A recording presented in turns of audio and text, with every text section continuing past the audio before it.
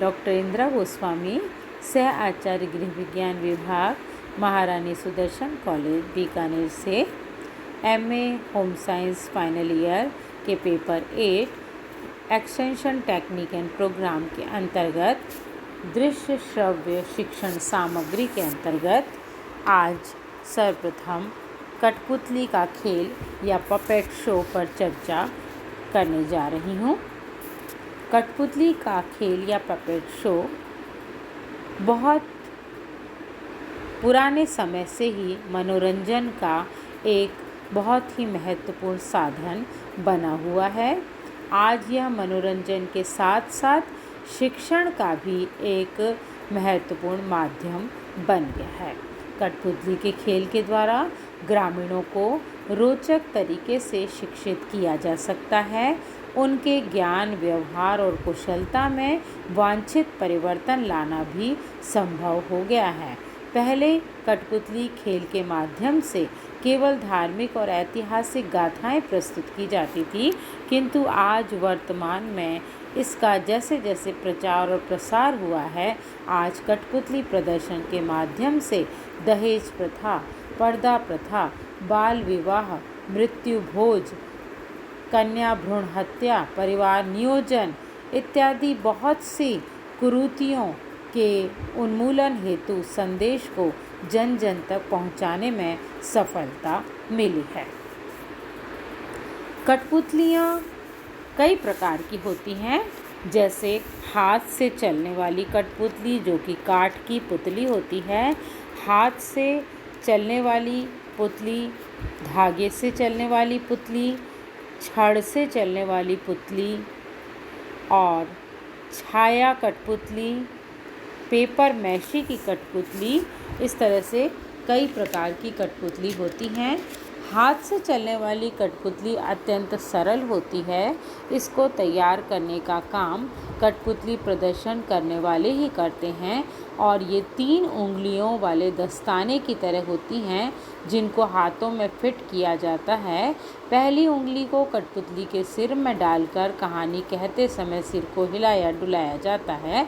अंगूठा और बीच वाली उंगली को कठपुतली के हाथों में फिराकर लिया जाता है और हिलाने डुलाने के लिए इसका प्रयोग किया जाता है। हाथ की कठपुतली बनाना भी बहुत आसान होता है। इसके लिए एक पोस्ट कार्ड, अखबार, स्याही, सुई, धागा, गोंद और रंग, सफ़ेद कागज़, रंगीन कपड़ा, रुई आदि की ज़रूरत होती है।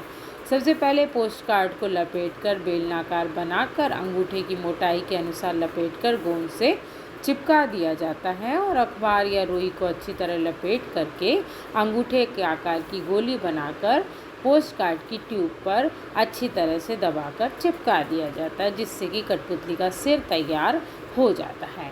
अब पोस्ट कार्ड की ट्यूब पर सफ़ेद कागज़ चिपका देते हैं, फिर चेहरे के अनुसार आँख, नाक, कान, मुंह आदि बनाते हैं और बाल लगा दिए जाते हैं और काले रंग के स्केच पेन से उन्हें रंग दिया जाता है, जिससे कि वो बाल की तरह दिखाई देने लगे।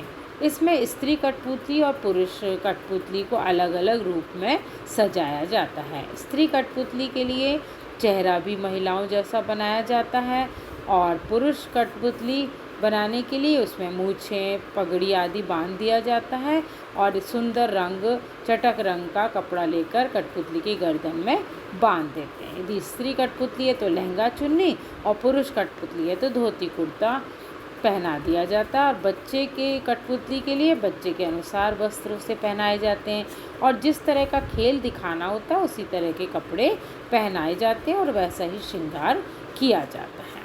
कठपुतली का खेल कम से कम 2 व्यक्तियों या प्रसार कार्यकर्ताओं द्वारा किया जाना चाहिए।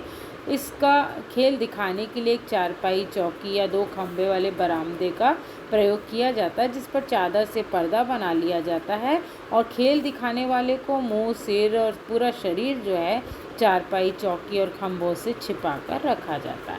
केवल उनके हाथों की उंगलियां ही बाहर रहती, जिससे कि कठपुतली को फंसाया रखा जा सके और कहानी घटना के अनुसार उन्हें नचाते रहते और पीछे से कमेंट्री या कहानी भी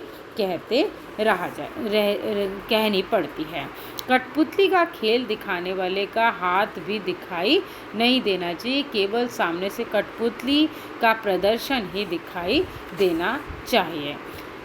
इस प्रकार कठपुतली का खेल दिखाते समय कुछ महत्वपूर्ण बातों को ध्यान में रखा जाता है, जैसे कि कठपुतली का खेल दिखाते समय ये ध्यान रखा जाए कि जो विषय लिया जा रहा है वो स्थानीय समस्याओं से संबंधित होना चाहिए और लोगों की समस्या और आवश्यकताओं के अनुसार ही विषय का चयन किया जाए, जिससे कि लोग उसमें रुचिपूर्वक भाग लें और श्रोताओं का ध्यान आकर्षण हो और वे मन से उसे देखने और सुनने के लिए तत्पर हो सकें। कठपुतली का खेल दिखाने वाले प्रदर्शनकर्ता का शरीर दिखाई नहीं देना चाहिए। चारपाई, लकड़ी या लोहे के पलंग से शरीर ढका हो, केवल हाथों की उंगलियों के सहारे ही कठपुतली आगे प्रदर्शित हो सके। इसके अलावा प्रदर्शनकर्ता को कठपुतली नचाने में पूरी तरह से प्रशिक्षित या महारत हासिल होना भी बहुत ज़रूरी होता है। उसके बिना जो है संदेश को लोगों तक सही तरीके से पहुंचाना संभव नहीं होता है। प्रदर्शनकर्ता में बोलने की कला भी होनी बहुत ज़रूरी है, जिससे कि वो दर्शकों को मंत्रमुग्ध कर सके और कठपुतली के खेल को मनोरंजक तरीके से लोगों के सामने दिखा सकें। अंधविश्वास, कुरीतियाँ, बुराई आदि को दूर करने का सीधा संदेश कभी भी श्रोताओं को नहीं देना है, बल्कि इन सभी बातों को किसी न किसी नाटकीय तरीके से, मनोरंजक तरीके से, शिक्षण के माध्यम से लोगों तक पहुंचाने की चेष्टा करनी है। कठपुतली के खेल में हमेशा स्थानीय भाषा, बोली, शब्दों या लोकोक्तियों का प्रयोग किया जाना चाहिए, ताकि लोग श्रोता हमारी बात को आसानी से समझ सकें। इसके अलावा गीत, संगीत और प्रकाश की व्यवस्था भी समुचित होनी चाहिए, जिसके माध्यम से सुंदर तरीके से प्रस्तुति दी जा सके। कठपुतली का खेल बहुत ही कम से कम खर्चीला और रोचक माध्यम होता है, जिसे कि कम लागत में ही तैयार किया जा सकता है।